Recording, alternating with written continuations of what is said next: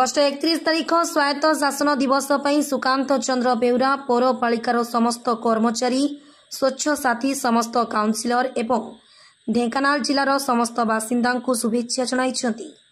रास्तार अलिया आवर्जना न पकाइबा और polythene plastic version करिबा, ड्रेन को सफा सुतरा रखिबा और ढेंकानाल सहर को स्वच्छ और सुंदर गढ़ी तोलिबा कहिछन्ति पौर निर्वाही अधिकारी।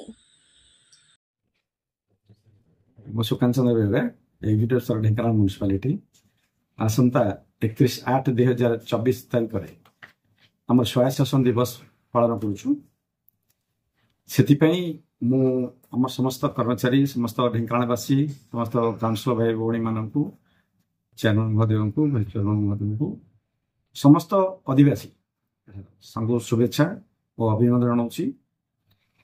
से रिक्वेस्ट करुच्ची के सर्वांगीन उन्नति ढेंकानाल टाउन जमी हम से हिसाब से सहयोग करूँ। आमको पॉलिथिन वर्जन करूँ, रास्ताघाट सफा रखु, ड्रेन सफा रखु, फोल्डिंग टास्क टाइम दिंतु, यूजर पे दिंतु, आमको सहयोग पूर्णपणे करूँ जमी ढेंकानाल टाउन को सर्वांगीन उन्नति।